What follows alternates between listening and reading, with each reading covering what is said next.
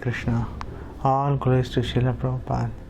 So today we'll discuss 51st Sutra of Narad Bhakti Sutra, and this is the start of 4th chapter. And here in this chapter, Sri Narad is discussing pure devotional service and mixed devotional service, and then eventually we will reach the 5th and the final chapter, which is the Prayojana, that the goal of what all we have been discussing so far. So in this particular sutra, Sri Narad is saying Anirvachaniyam Prema Swarupam, that the true nature of pure love of God is beyond description. So let's invoke the blessings of Sri Chaitanya Mahaprabhu and Srila Prabhupada to be able to discuss. आजानुलंबित भुजौ कनकावतातौ संकीर्तनैक पितरौ कमलायताक्षौ विश्वम्भरो द्विजवरौ युगधर्मपालौ वंदे जगत्प्रिय करौ करुणावतारो वंदे श्री कृष्ण चैतन्य नित्यानंदो सहोदितो गौड़ोदय पुष्पंदो चित्रो छंदो तमोदो पंचतत्वात्मकं कृष्णं भक्तरूप स्वरूपकं भक्तावतारं भक्ताख्यं नमामि भक्तशक्तिकं श्री कृष्ण चैतन्य प्रभु नित्यानंद श्री अद्वैत गदाधर शिवासदि गौर भक्तवृंदा नमो महावदान्याय कृष्ण प्रेम प्रदायते कृष्णाय कृष्ण चैतन्य नामिने गौरतिशय नमः नमो ब्रह्मण देवाय गो ब्राह्मण हिताय च जगद्हिताय कृष्णाय गोविंदाय नमो नमः। श्री कृष्ण चैतन्य प्रभु नित्यानंद श्री अद्वैत गदाधर शिवासदि गौर भक्त वृंदा हरे कृष्ण कृष्ण कृष्ण हरे हरे हरे राम राम राम हरे हरे वैराग्य विद्या निज भक्ति योगा शिक्षार्थम एकः पुरुषः पुराणः श्री कृष्ण चैतन्य शरीर धारे कृपां बुद्धिर्यस्तम अहम प्रपत्ति। नमो विष्णुपादाय कृष्ण प्रेष्ठाय भूतले श्रीमते भक्ति वेदांत स्वामी नित्य नामिने नमस्ते सारस्वते देवे गौरवाणी प्रचारिणे निर्विशेष शून्यवादी पाश्चात्य देश तारिणे। हरे Krishna. So here Sri Narad is telling that the Swarupa, the nature of pure love, that it cannot be described in words. So we will try to discuss this wonderful sutra, and the next couple of sutras Sri Narad has dedicated to describing pure love, and then he switches to the mixed devotion, and then the whole chapter progresses from there. So while we during the discussion on today's sutra, we will discuss various examples or pastimes mentioned in our scriptures, and then we will see, okay, what did Chaitanya Mahaprabhu do, and then we will see what did Lord Krishna do, and then we will talk about our kartavya, our duty, and then we will conclude the chapter, this discussion. So right from in Bhagavad Gita 11th chapter, when Lord Krishna showed his universal form to Arjuna, so there Arjuna described that Divi Surya Sahasrasya Bhaved Yukpad Uttita Yadi Bha Sadrishi Sa Syad Bhasas Tasya Mahatmana, that if hundreds of thousands of suns were to rise at once in the sky, their radiance might resemble the effulgence of Supreme Person in that universal form. Now it is very difficult to imagine that one sun god displaying his full effulgence right in the month of May and June. However, in Srimad Bhagavatam we find this pastime where Shri Krishna, he subdued Kalya, and because he remained in water for a long time, he was feeling a little cold, and then immediately to serve Krishna, 12 suns simultaneously arose in the sky, and so Krishna was sitting at a particular place, and that place is now famous as Dwadash Aditya Tila, where Dwadash means 12, Aditya means suns.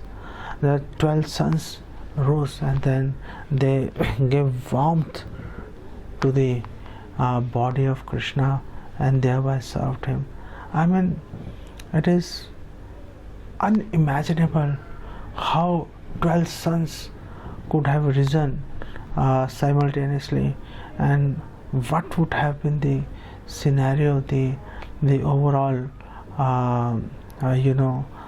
the overall scene, how the Brajvasis were viewing that. I mean, that itself to us seems indescribable. And here Arjuna says that when he saw the universal form, that light, the universal form emanated. Arjuna is basically equating that to, comparing it that to, if suppose hundreds and thousands of suns simultaneously arise in the sky, we can compare it to that. But in the purport, and let me read the whole purport. Is a small purport, and Srila Prabhupada is making some wonderful points. And Srila Prabhupada says, what Arjuna saw was indescribable, yet Sanjaya is trying to give a mental picture of that great revelation to Dhritarashtra. Neither Sanjay nor Dhritarashtra were present, but Sanjay, by the grace of Vyas, could see whatever happened. Thus he now compares the situation as far as it can be understood to an imaginable phenomena. So this thousands of suns, it basically it is a feeble attempt on part of Arjuna to explain what he was feeling. I mean, for want of better comparison, he felt helpless, and he had to use this example. And if we look at even Chaitanya Mahaprabhu, he himself, when he was imparting knowledge to Rupa Goswami about devotion, so there Sri Chaitanya Mahaprabhu told Rupa Goswami, Prabhu kahe shunna roop bhakti raser lakshan, sutra rupe kahe vistar na yaye varnan. Oh Rupa, please hear from me the symptoms of bhakti rasa, and I'll explain in sankshipt, in summary form.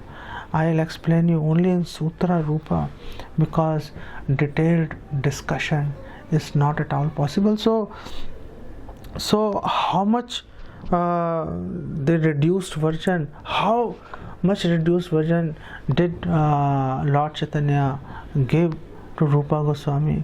I mean, we have experienced that when we were studying in 6, 7, 8 classes. So we will get assignments where we'll get a passage in Hindi or English, for example 500 words or whatever, and then we are supposed to write a synopsis and reduce it to 50, 60 words and make sure that no important details were missed out. And that was a difficult task, if you ask me. And here Chaitanya Mahaprabhu is telling Rupa Goswami, well, I'll explain, I'll give you only a synopsis. Now, how big is that synopsis as compared to the overall Bhakti Rasa? And Shri Chaitanya Mahaprabhu explains the kind of reduction, the what he is actually giving Rupa Goswami, and he says, Para par shunya gabhir bhakti ras sindhu, that this ocean of bhakti rasa, the mellows of devotion, is actually very deep. Gabhir is very deep, and Parapar, there are no boundaries to it. So these are two problems. The third problem Sri Chaitanya Mahaprabhu mentions in Shikshashtakam, Anandam Buddhi Vardhanam, that not only it doesn't have any boundaries, and it is very deep.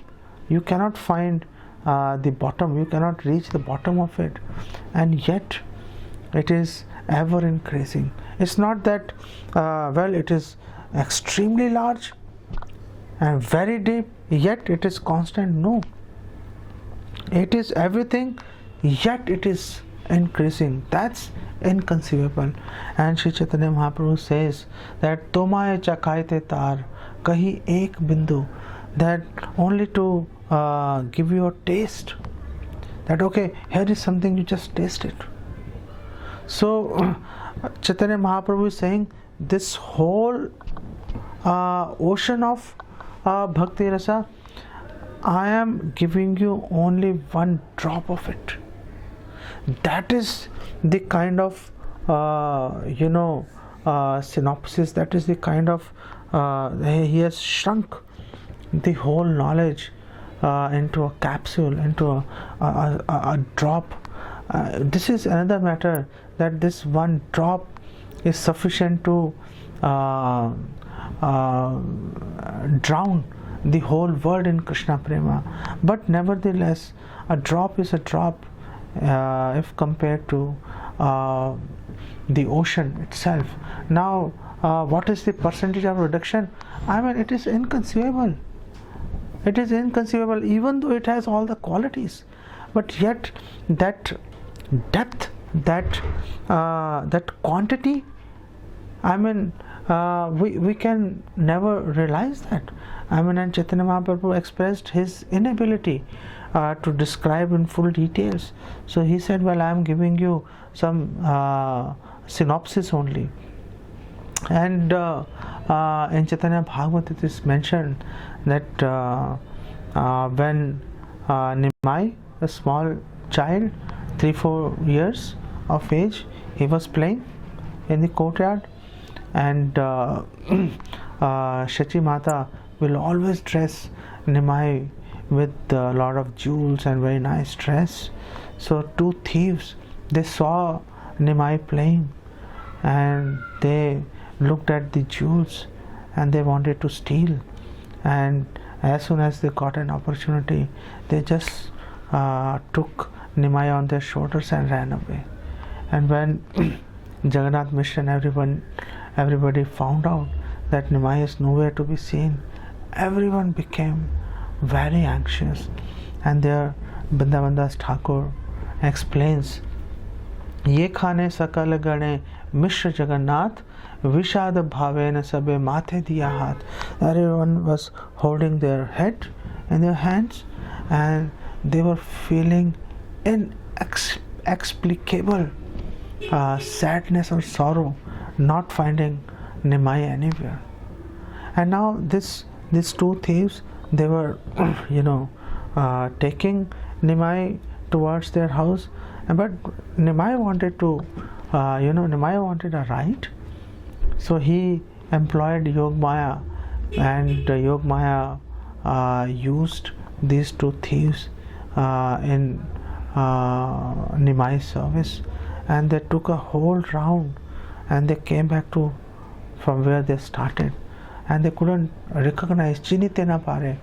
They couldn't recognize, oh, what's happening? Where have we come? They thought we have reached our home, but actually it was Jagannath Mishra's home.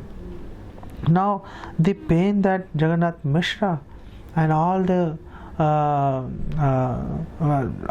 persons present, they were feeling, that is indescribable. Exactly the same way when Vasudev was taking Krishna from Mathura to Gokul, and right in the middle of Jamuna, Lord Krishna slipped in the river. I mean, how can somebody describe the pain, the fear, the hopelessness Vasudev felt at that point in time? We can only make conjectures, we can only make a lot of estimates, but the depth of the frustration and hopelessness that Vasudev felt, that we will never know, because it can't be described. And finally, here coming back to this pastime, Maya Mugdha Chor Thakurere Sahi Sthane Skand Haite Namael Nij Ghare Gyane. And the thieves, they thought, well, they have reached their home, and they brought Nimai down from their shoulders, and they just wanted to steal the jewels. But what happened was, Namilai Matra Prabhu Gela Pitra Khole. As soon as Nimai got down from the shoulder, he ran, and he just went into the lap of his father Jagannath Mishra. Mahananda Kari Sabe Hari Hari Bole. And all the present persons, the devotees, everyone, they started chanting Hari Hari in jubilation. And while all this commotion was happening, they suddenly, those thieves, realized, oh, what a blunder we have made. Oh, good, nobody saw us. And they just ran away. And there it is explained that when Nimai, he ascended the lap of his father Jagannath Mishra, it is mentioned Sabar Haila Anirvachaniya Rang, that the happiness and the satisfaction everyone felt, that is indescribable. Prana Asi Deher Haila Yena Sang. And they have compared it to the fact that as if the prana, the life forces again come back to a dead body. That kind of satisfaction and happiness they felt.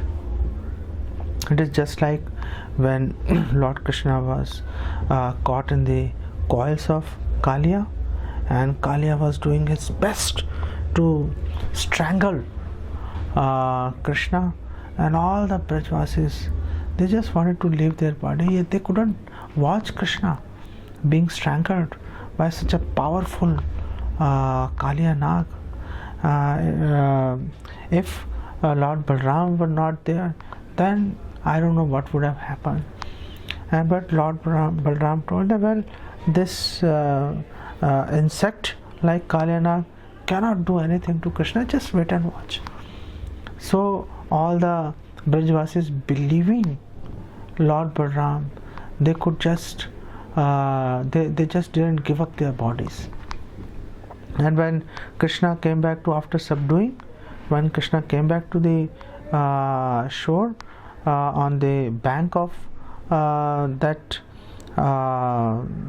jheel, that body of water, everyone felt as if their pran, their life force has returned back, and they felt so happy after having felt so much of anguish and frustration. They couldn't walk, and they told Krishna, look Krishna, we cannot walk back, let's spend the night here. That was the kind of happiness and pain they felt at the same time. So this is how it happens. And when Nimai grew little old, and initially he was very naughty, and he was always doing some mischief or the other, but then somehow he started showing a lot of seriousness in studies, and that there it is explained, देखिया आनंदे भासे मिश्र महाशय रात्रि दिने हरिषे किछु न जाने.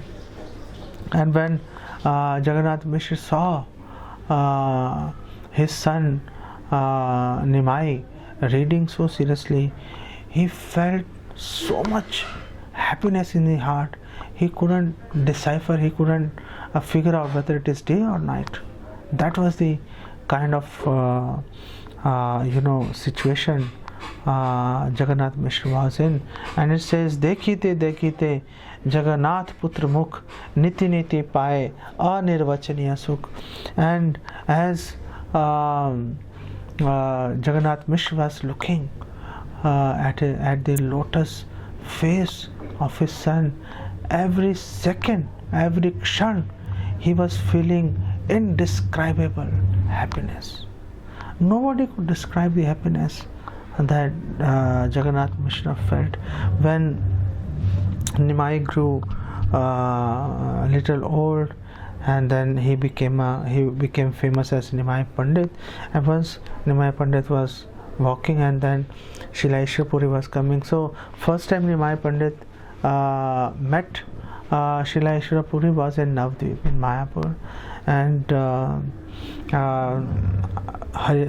Srila Ishwar Puri was there, and nobody knew him. Actually, everyone could understand his exalted personality, but nobody knew him. And even Advaitacharya, since he didn't recognize, he asked Srila Ishwar Puri, "Who are you? Give us your introduction." And Srila Ishwar Puri said, "Well, I am Shudra Dham. I am more fallen than a Shudra, a lowly person." So that was his one-line introduction. So just look at the humility of Srila Ishwar Puri. Even Krishnadas Kaviraj Goswami is saying, "Jagai madhai haite mui se papisht, puri shehr kit haite mui se lakisht." That I am more sinful than Jagai and Madhai, and I am more lowly than an insect in stool. So that's how they felt. And Srila Krishnadas Kaviraj Goswami is explaining, this is humility. First you have to become exalted, and then you have to feel lowly. It is not that you are lowly, you are actually niche, and you are feeling you are niche, and you are a lowly person, and you feel you are a lowly person. Well, that's honesty. That's not deenta or humility. The humility is you have to become exalted first. Uttam hayya apna ke neech mane. You have to first become exalted, and then you must feel that, oh, I am the lowest of the lowest. That's the definition of humility, by the way.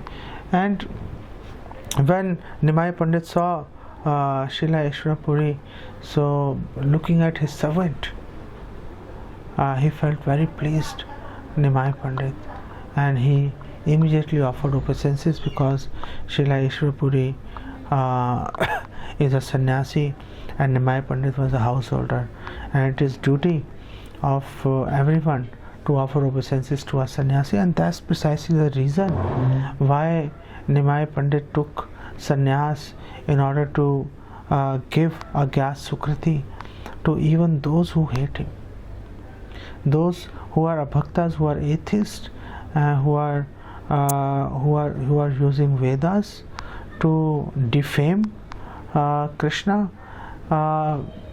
Lord Chaitanya took sannyas to deliver even those kind of fallen souls. That is the extent of mercy of Sri Chaitanya Mahaprabhu, and it is mentioned in our scriptures. In Bhagavatam 11.5.34, please read that verse where it is mentioned that Lord Chaitanya was chasing these sinful persons in order to deliver them. That is the mercy of Chaitanya Mahaprabhu. That's the spirit we have to imbibe, and that is why we have to make an all-out effort to go out and preach. So when Chaitanya Mahaprabhu Nimai Pandit offered his obeisances, and Srila Ishwar Puri was looking at Chaitanya Mahaprabhu, and there what did he see? Dekhite dekhite. It mentions that when Chaitanya Mahaprabhu saw Ishwar Puri, pathe dekha haila Ishwar Puri sane, भृत्य देखी प्रभु नमस् करिला आपने. He offered his obeisances, and Ishwar Puri ati anirvachaniya Thakur Sundar. He saw that how can somebody be so beautiful? That's the thought that came into the mind of Srila Ishwar Puri. Sarva Mate Sarva Vilakhana Gunadhar, and he is endowed with all the auspicious qualities. I mean, it is amazing to see all auspicious qualities residing in the body of a person. So he became very confused. I mean, how is it possible? How can somebody be so beautiful? And he couldn't describe, he couldn't put words to the beauty that he felt, what kind of beauty Gaur Sundar possessed. And when Sri Chaitanya Mahaprabhu Nimai Pandit, he used to sit on the banks of Ganges with his students. There he was looking most beautiful. And I'll share few verses from Chaitanya Bhagavat and then commentary by Srila Bhaktisiddhanta Saraswati Thakur, which is outstanding. And Srila Vrindavan Das Thakur is explaining the whole scenario when Sri Nimai Pandit, he was sitting along with his students and discussing scriptures or Vyakaran. So there he says, Kalendira tire yena Shri Nanda Kumar Gopa Vrinda Madhya Basi Karila Vihar. Just like Krishna, Nanda Kumar, just like Krishna sat on the banks of Kalandi, Jamuna, and he had pastimes with his friends, just like that Gaur Sundar was. He compared this particular pastime of Gaur Sundar with the pastimes of Shri Krishna sitting with his friends Gop Kumaras. And he says, Sai Gop Vrindalai, Sai Krishna Chandra, Bhuji Dvija Rupe, Ganga Tire Kararang. And he explains, Vrindavan Das Thakur, that as Krishna was enacting pastimes on the bank of Jamuna with his cowherd friends, I believe in the same manner, exactly same manner, now Dvija Nimai Pandit is enacting same pastimes with his students on the banks of Ganges. And there Vrindavan Das Thakur says, Ganga tire ye jane dekhe Prabhu mukh. Whosoever saw the lotus face of Shri Nimai Pandit, Sai paye ati anirvachaniya sukh. He felt happy. Don't know why, but everyone felt happy. And what kind of happiness everyone experienced? Well, you cannot put words to that happiness. It is indescribable, anirvachaniya. And here Srila Bhaktisiddhanta Saraswati Thakur is saying, the Lord sat on the banks of Ganges surrounded by his students. Three comparisons are given in this regard. So in our scriptures there are three comparisons given. One comparison he says is given is that as if the Gaur Sundar was looking so beautiful, as if a moon is surrounded by the stars. And the second comparison is given generally as Brahaspati, the spiritual master of the demigods, is surrounded by the demigods. And third is Cupid, that Gaur Sundar was as beautiful. He looked as beautiful as Cupid, Kamadev. Now Bhaktisiddhanta Saraswati says, but these three comparisons are unable to properly describe the Lord's unparalleled beauty and sitting posture, because now he is giving the explanation of his statement why you cannot compare. He says, well, let's look at the first example, the moon surrounded by the stars. So he says, well, there are three problems there.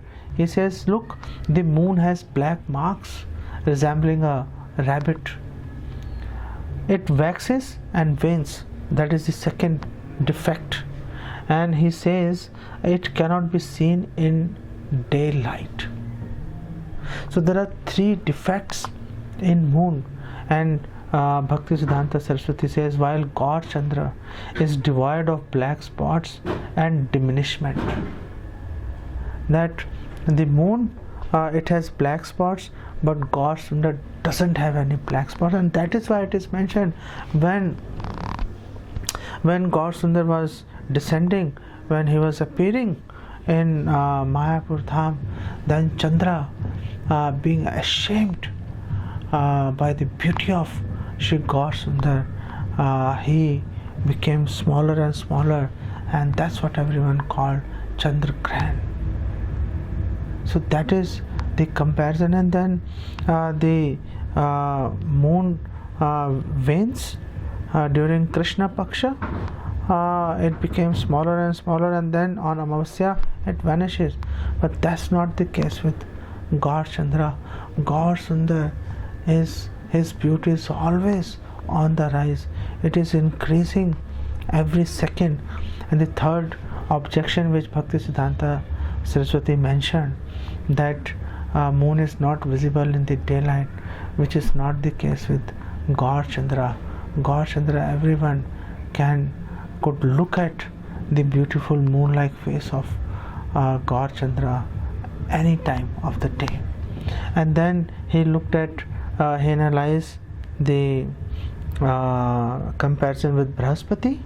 So he says Brahaspati is the spiritual master of just one party, only the demigods, and has no sympathy for the opposing party, the demons. Whereas God Sundar is the spiritual master of everyone. And now the third example, that God Sundar, he cares even about those who are envious of him. That is the extent of mercy of Shri God Sundar Chaitanya Mahaprabhu.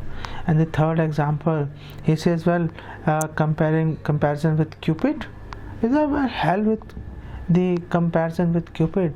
Bhaktisiddhanta Saraswati says, Cupid appears in the mind of a person and causes mundane agitation, while the appearance of God Sundar vanquishes all bondages and enlivens the living entities. So, though these comparisons give an incomplete and partial indication of the Lord's beauty, they are unable to give a complete description. Then what to do? What to do? There, Bhaktisiddhanta Saraswati says, therefore Govinda, in his unparalleled pastime of sitting on the banks of Jamuna with the cowherd boys, is the best and ideal comparison to Gaura, who is not different from him.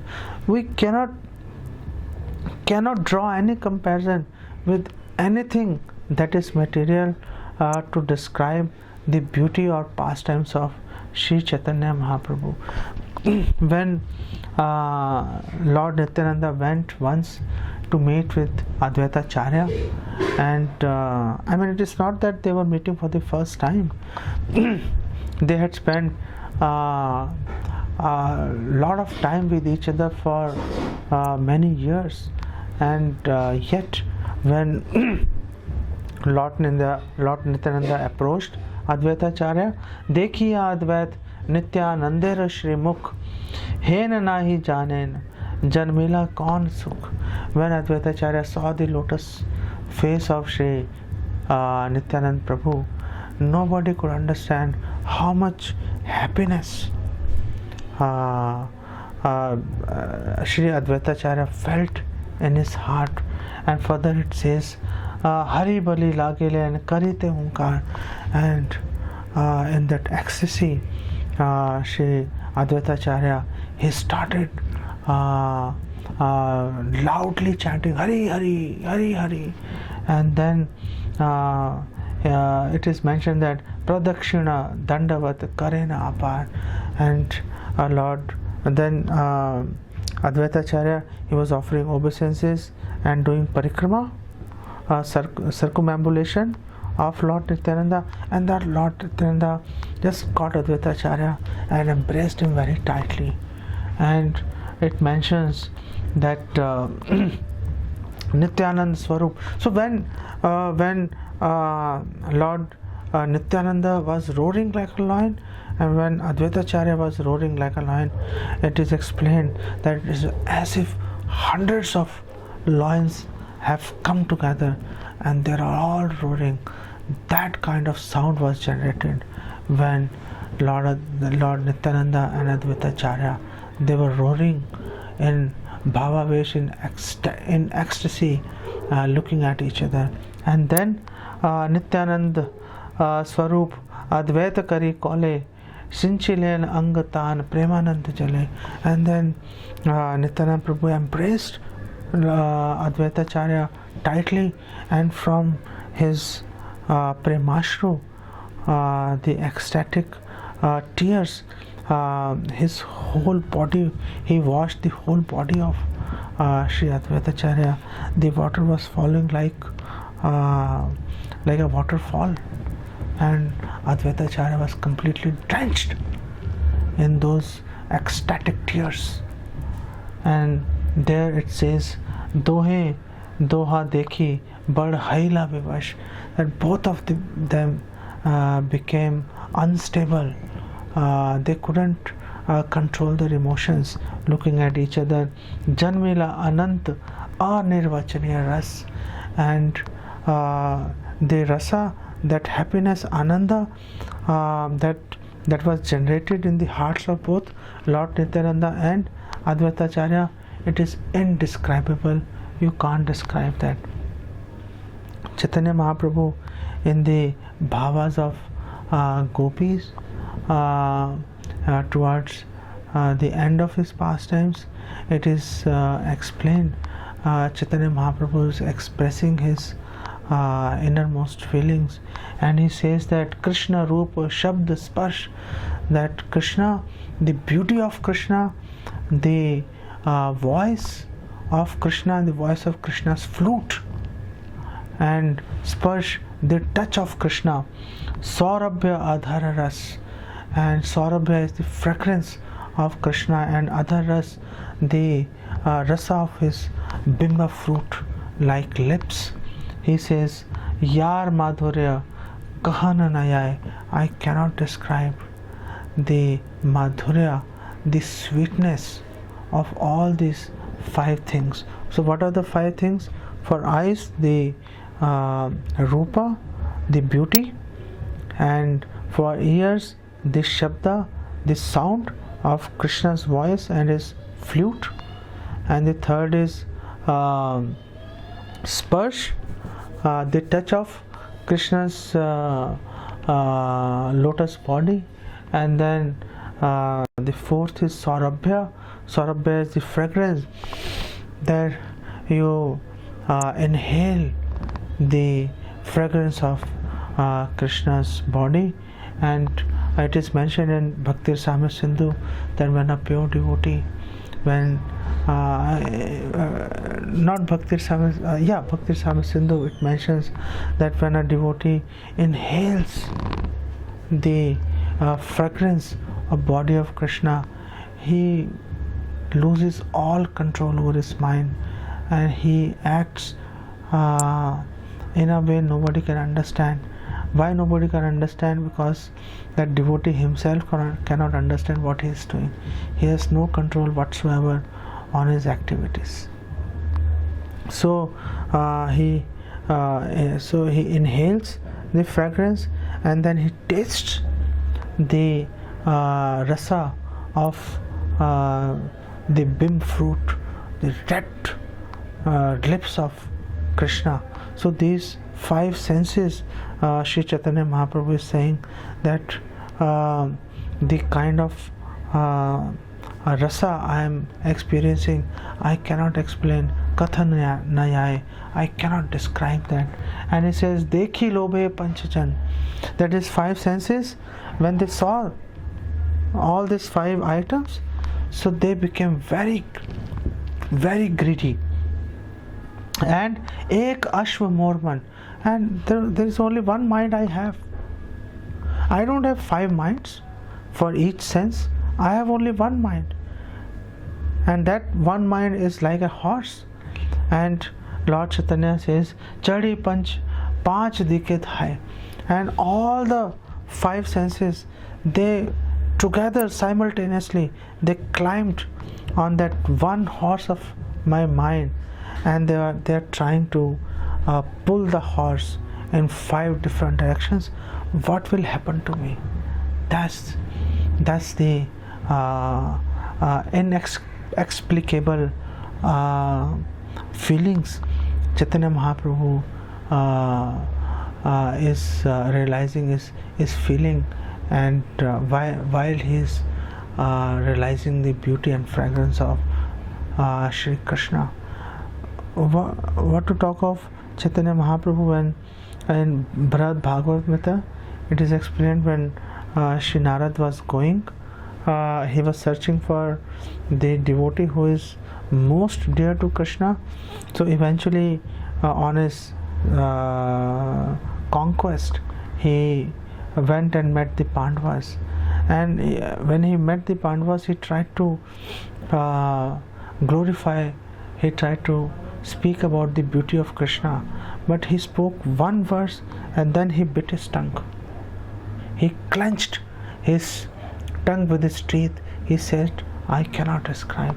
And then he tried to describe the Sobhagya, the fortune of the Pandavas, and then he said that, oh great saintly Pandavas, is anyone bold enough to let his tongue describe the unique love for Krishna that each of you has, or the special mercy he bestows upon you?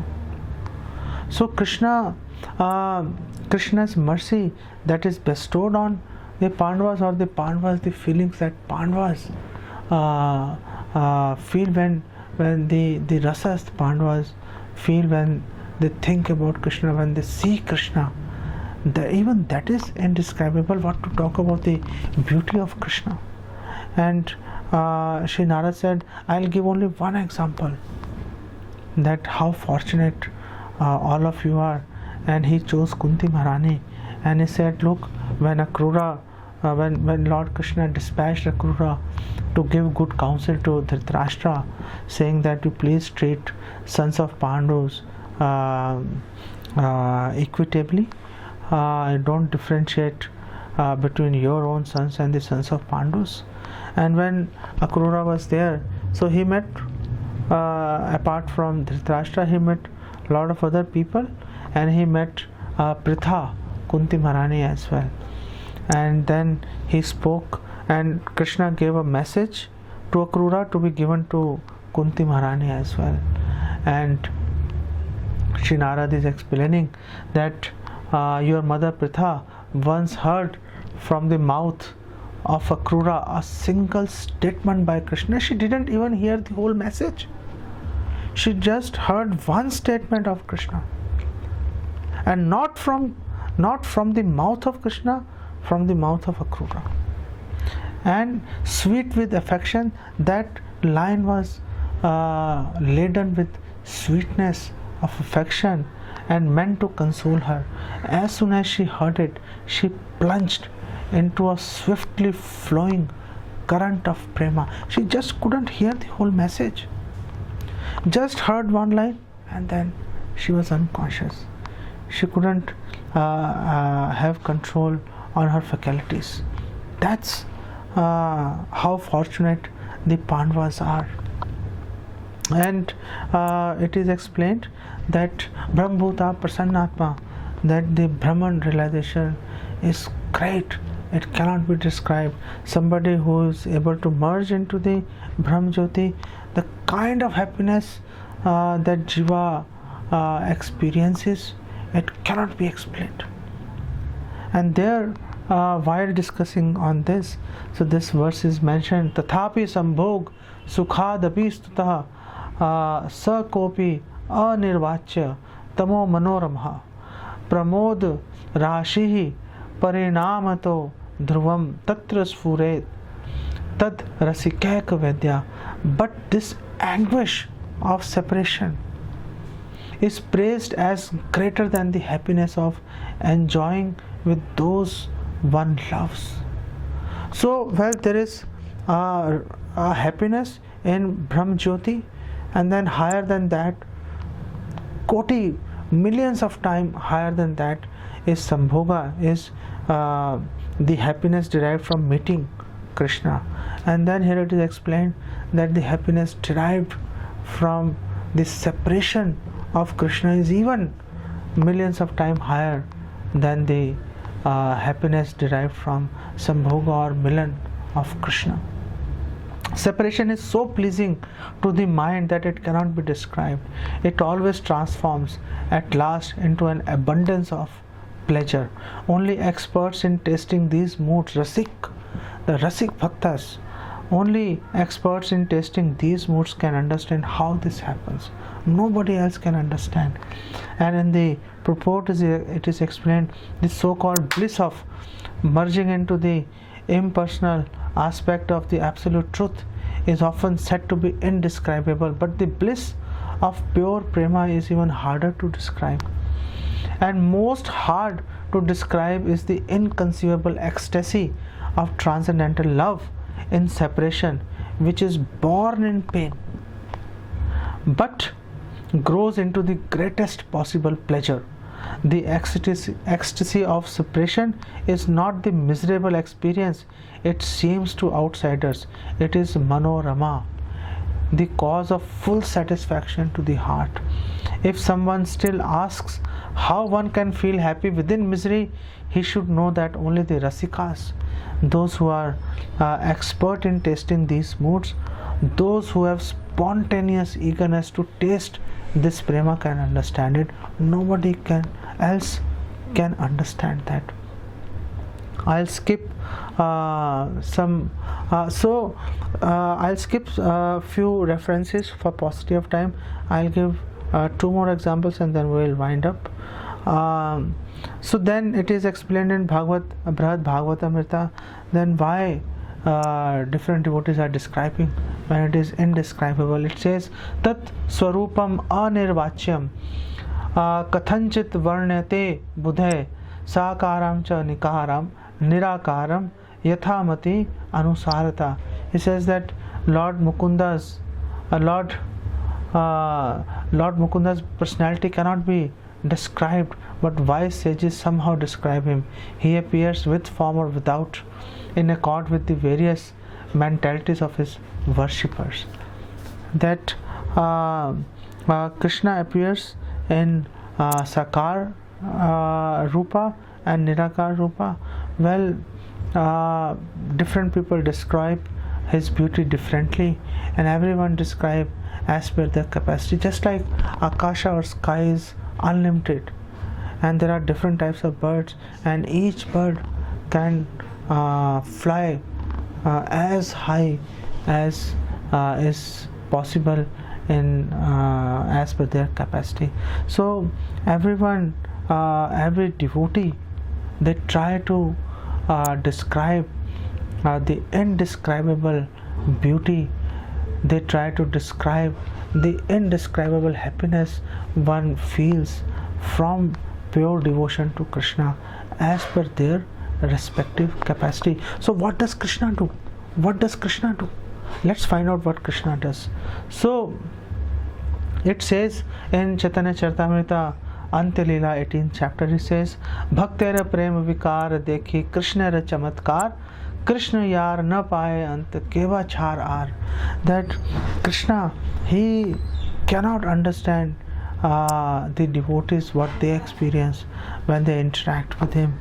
When Krishna can't understand, how can a Kshudra Jiva, a small infinitesimal Jiva can understand and describe it.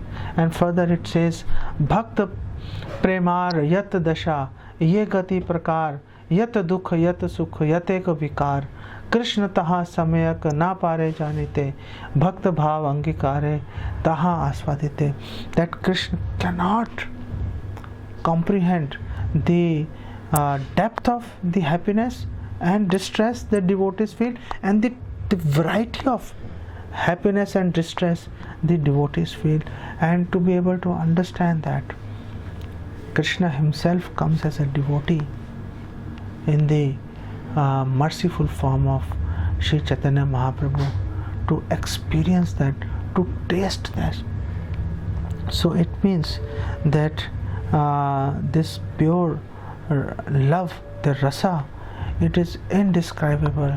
However, we can taste that, and if we want to really taste that mellow, that anirvachaniya rasa, all of us will have to rise to the level of pure devotion to Krishna.